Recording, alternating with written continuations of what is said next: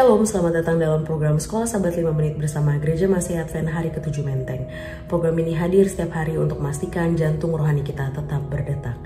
Pada video ini saya akan membawa Sekolah Sahabat pelajaran ke-11 berjudul Ditangkap dan Diadili. Ayat inti dalam pelajaran minggu ini terdapat di dalam Markus 14 ayat 36. Katanya, "Ya Aba, ya Bapa, tidak ada yang mustahil bagimu. Ambillah cawan ini daripadaku, tetapi janganlah apa yang aku kehendaki, melainkan apa yang engkau kehendaki."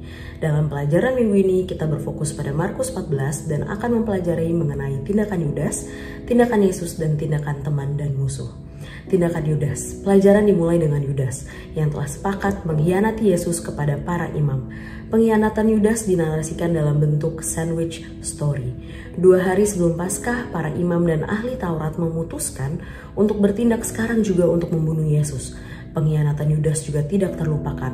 Markus menyeratkan bahwa motifnya adalah keserakahan. Injil Yohanes menyatakan hal ini secara eksplisit dalam Yohanes 12 ayat 4-6. Tindakan Yesus. Pertama-tama kita akan membahas mengenai perjanjian baru.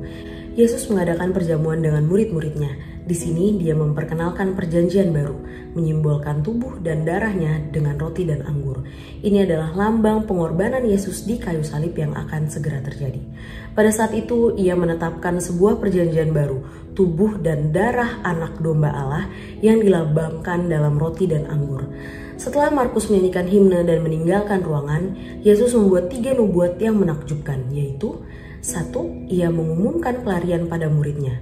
Bisa saudara-saudara baca di dalam Markus 14 ayat 26-27 dan Zakaria 13 ayat 7. Ia mengumumkan kebangkitannya dalam Markus 14 ayat 28 dan ia mengumumkan penyangkalan 3 kali dari Petrus.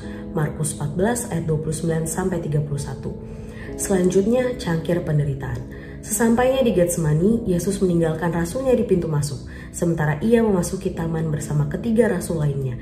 Ia sungguh-sungguh meminta kepada ketiga orang ini untuk berjaga bersamanya dan untuk menyemangatinya di saat-saat susah ini.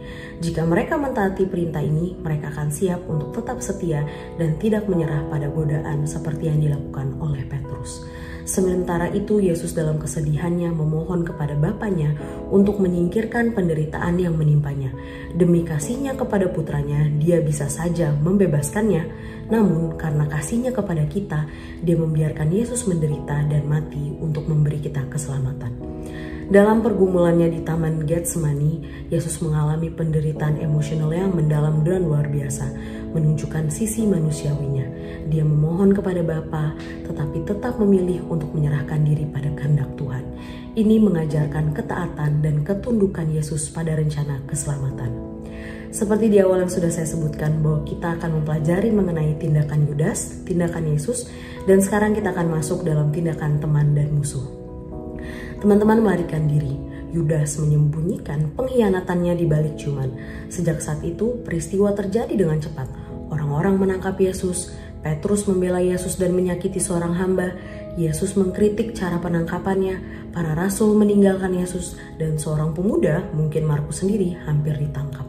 Bayangkan, setelah Yesus ditangkap, Yesus dibawa ke hadapan pengadilan yang tidak adil. Meski mengalami penganiayaan, dia tetap tenang dan tidak membela diri, memperlihatkan pengorbanan tanpa perlawanan demi keselamatan umat manusia. Menghadapi kebungkaman Yesus, Kayafas mendesaknya untuk menyatakan apakah dia adalah Mesias atau bukan. Yesus dengan jujur dan terbuka mengakui bahwa dia adalah Sang Mesias dan kemudian merujuk pada Daniel 7 ayat 13-14 mengenai anak manusia yang duduk di sebelah kanan Allah dan datang dengan awan-awan di langit. Hal ini terlalu berlebihan bagi imam besar yang mengoyakkan jubahnya dan memaklumatkan penghukuman bagi Yesus yang majelis itu langsung berikan. Para pemuka mulai mempermalukan Yesus dengan meludahinya, menutupi wajahnya, memukulinya, dan memintanya untuk menerka. Ketika mereka dengan nada mengejek memintanya untuk bernubuat, Yesus melihat bagaimana nubuatnya sedang digenapi saat itu. Berikut adalah 2 karakter paralel. Yesus dan Petrus melakukan tindakan yang sangat berlawanan. Yesus memberikan kesaksian yang benar, Petrus memberikan kesaksian palsu. 3 kali Petrus disapa oleh seorang hamba atau orang yang melihatnya, dan di setiap kali itu dia menyangkal hubungannya dengan Yesus, bahkan mengutuk dan mengumpat dalam prosesnya. Pada saat inilah seekor ayam berkokok untuk kedua kalinya, dan Petrus tiba-tiba teringat nubuatan Yesus bahwa dia akan menyangkal Tuhannya 3 kali pada malam itu juga. Dia pun luruh dan meratap. Inilah ironi yang mencolok di akhir persidangannya. Mata Yesus ditutup, dia dipukul dan diperintahkan untuk cobalah terka. Idenya adalah untuk mengejek dia karena dia tidak dapat melihat siapa yang memukul dia. Namun pada saat mereka melakukan hal ini, Petrus sedang menyangkal Yesus di halaman bawah. Dengan demikian sedang menggenapi salah satu nubuatan Yesus. Akibatnya dengan menyangkal Yesus, Petrus sendiri sedang menunjukkan bahwa Yesus adalah Mesias. Di awal disebutkan sebagai sandwich story. Bahkan dengan saksi-saksi palsu, para imam dan ahli Taurat tidak dapat menemukan tuduhan yang jelas terhadap Yesus. Dalam Markus 14 ayat 55 sampai 59. Pelajaran ini mengingatkan kita akan kasih Yesus yang rela menderita dan ditinggalkan demi menyelamatkan manusia. Meskipun ditolak dan disalahpahami, pengorbanannya adalah wujud cinta Tuhan yang tak terukur. Demikianlah pelajaran Sekolah Sahabat kita 1 pekan ini. Terima kasih telah bergabung dalam program Sekolah Sahabat 5 Menit GMHK Menteng. Sekolah Sahabat yang bersahabat, bersemangat, semua terlibat, jangan terlambat. Tuhan Yesus memberkati.